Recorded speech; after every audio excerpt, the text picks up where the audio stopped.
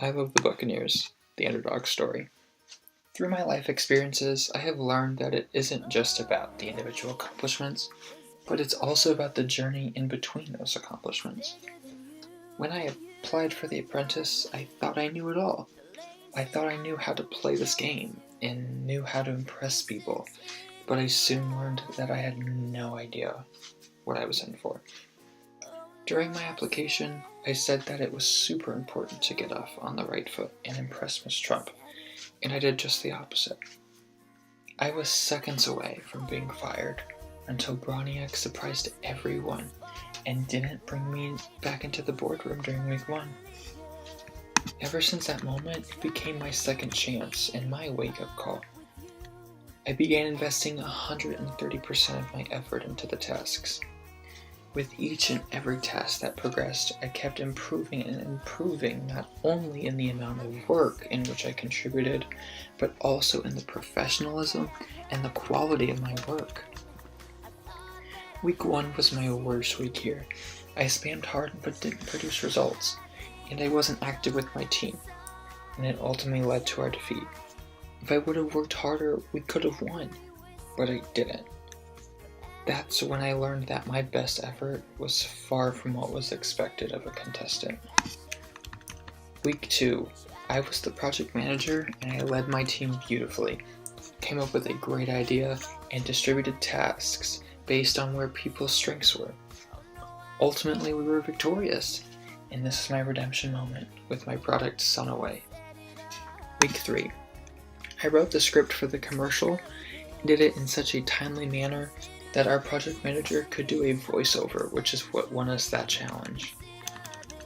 Week 4, I was the welcome manager of our water park. I came up with the introduction and the details of our park, and brought in the most people for my team, and the second most overall.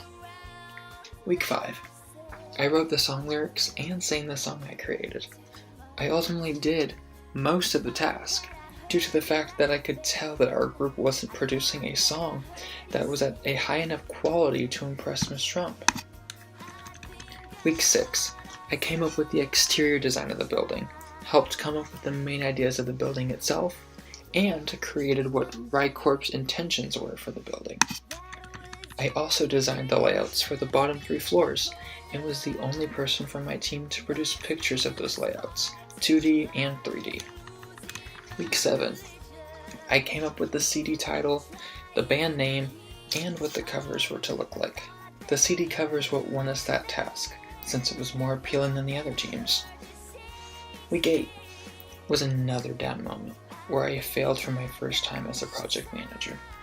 I came up with a great design for the male look, but my color choice failed for the women's, and my choice in giving Justin the design for the women's look was also a failure.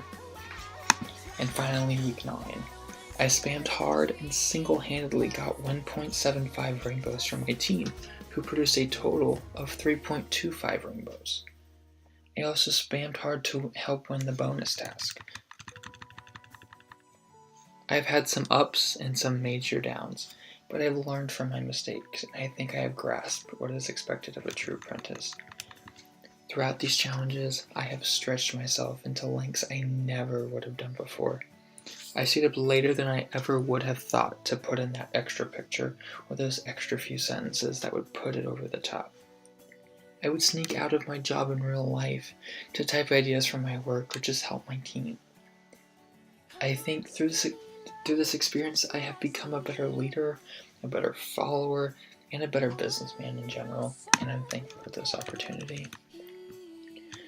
I have proven over the past 9 tasks that I'm a hard worker who is dedicated and knows how to produce a product that is up to the standards of an apprentice. This is why I deserve to be one of the top 2. Not because I'm better than the other 3, but because I have shown the attributes of what an apprentice should be. A great leader, a great follower, a person with great ideas, a person who has shown growth along this journey, and a person who is committed until the end. I feel like I could use these skills that I have learned along my journey to help take home the victory and complete what I said I would do in my application, which is to win the apprentice. Even if I don't move on, I'm proud of what I have accomplished here. Going from the worst contestant of 16 contestants to one of the top 4, I know in my heart that I didn't waste my second chance, and that this is a true underdog story.